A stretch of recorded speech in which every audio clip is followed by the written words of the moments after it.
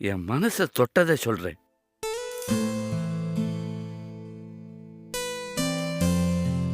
மனைவிகளே, கர்த்தருக்கு கீழ்ப்படிவது போல உங்கள் சொந்த புருஷருக்கும் கீழ்ப்படியுங்கள்.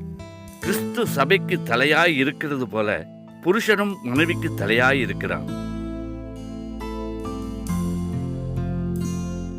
பிள்ளைகளே, உங்கள் பெற்றோருக்கு கர்த்தருக்குள் கீழ்ப்படியுங்கள். இது நியாயம்.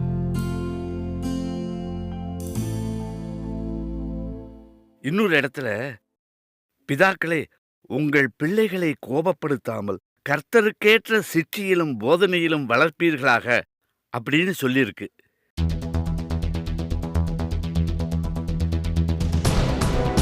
நானே நன்னா இருக்கணும்னு நினைக்கிற உங்க தாத்தா நீ நன்னா இருக்கணும்னு நினைக்க மாட்டாரா? மனசாஸ்து பராபுத்தி, அதாவது மனசை விட புத்தி மேன்மையானது, கர்த்தருக்கு பயப்படுவதே ஞானத்தின் ஆரம்பம் அப்படின்னு உங்க வேதம் சொல்றது. நீ அந்த பகவானுக்கே பயப்படல. அதனால்தான் புருஷனுக்கும் பெரியவாளுக்கும் கீழ்ப்படியணுங்கிற ஞானம் உனக்கு கிடைக்கலன்னு நான் நினைக்கிறேன்.